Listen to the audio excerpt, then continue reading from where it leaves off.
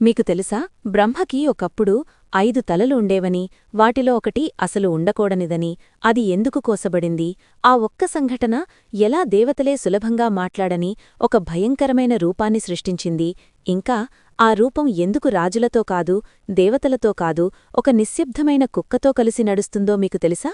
ఈ కథలోకి ఇంకా లోతుగా వెళ్లే ముందు మేము ఇలాంటి స్టోరీస్ మీకోసం చాలా ఎఫోర్ట్ పెట్టి తీసుకువస్తున్నాం. మీకు నచ్చితే ప్లీజ్ సపోర్ట్ చేయండి, ఛానల్ ఫాలో అవ్వండి. సృష్టి ఇంకా కొత్తగా ఉన్న కాలంలో, ఈ విశ్వం వినయాన్ని ఇంకా నేర్చుకోని సమయంలో బ్రహ్మ తన సృష్టి మధ్యలో కూర్చుని తాను సృష్టించిన లోకాలను, జీవులను, కాలాన్ని గమనిస్తూ ఉండేవాడు. కాని నెమ్మదిగా, చాలా నెమ్మదిగా అతని లోపల ఒక భావన పెరిగింది. అది ఒక్కసారిగా కాదు, సహజంగా వచ్చినట్టు అనిపించింది. నేనే పరముడు, నాకంటే ఎవరూ లేరు అనే భావన. ఆ భావనను ప్రతిబింబించడానికి అతను 5వ తలను సృష్టించాడు. కాని ఆ తల మిగతా తలల్లాగా బయటకు చూడలేదు, పైకి చూసింది, అనగా అనంతాన్ని కూడా తన కిందకు తీసుకురావాలని ప్రకటించినట్టుగా.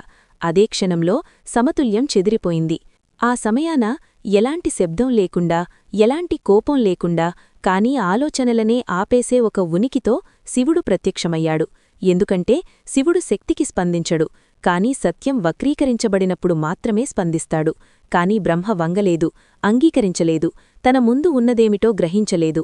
అప్పుడు అకస్మాత్తుగా బయటనుండి కాదు, శివుడి లోపలనుంచే ఏదో వెలువడింది.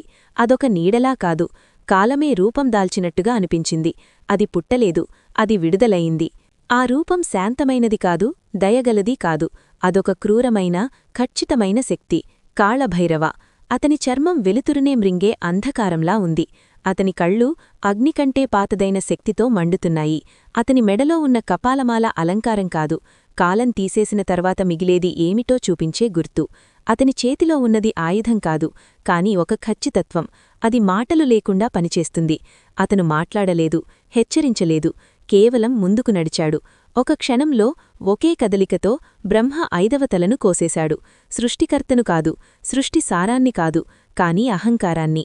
అక్కడ ఒక నిశ్శబ్దం ఏర్పడింది. అది కథ ముగిసినట్టు అనిపించింది, కాని అది ముగియలేదు. ఎందుకంటే ఆ తల నేలపై పడలేదు, అది భైరవుడి చేతికి అతుక్కుంది.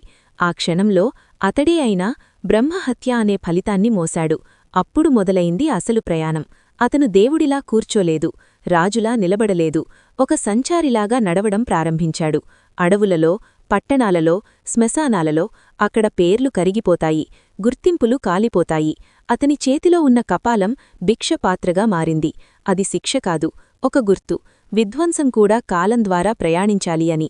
అప్పుడు ఎవరూ ఉండని చోట, ఎవరూ చూడని చోట ఏదో అతన్ని అనుసరించడం ప్రారంభించింది. అది పిలవబడలేదు, ఆజ్ఞాపించబడలేదు. అదొక కుక్క. ఆ కుక్క భయపడలేదు, వంగలేదు, కేవలం అతనితో నడిచింది. ఎందుకంటే అది ఇప్పటికే తెలిసిన ప్రపంచంలో ఉంది. మరణం, క్షయం, మిగిలిన అవశేషాలు, ఇవన్నీ దానికి కొత్త కావు. ప్రపంచం భైరవుడిని దూరం పెట్టింది, కాని అది మాత్రం అతనితోనే ఉండిపోయింది. అలా ఆ కుక్క అతని భాగమైంది. అందుకే అది అతని వాహనంగా మారింది. కేవలం విశ్వాసానికి కాదు, కాని అది చేయగలిగింది అదే. అంధకారంలో నడవడం, ముగింపుల దగ్గర ఉండడం, శుద్ధి అశుద్ధి అనే భావనలకు అతీతంగా జీవించడం. ఇలా చాలా కాలం అతను సంచరించాడు. చివరికి చేరుకున్నాడు వారణాసి.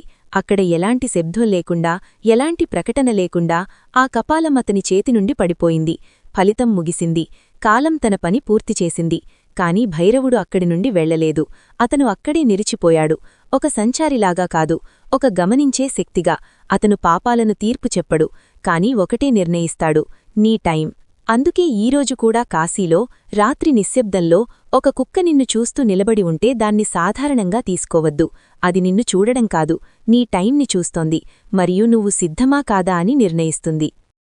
ఇంకా ఇలాంటి మంచి వీడియోల కోసం మా ఛానల్ను సబ్స్క్రైబ్ చేసుకోండి.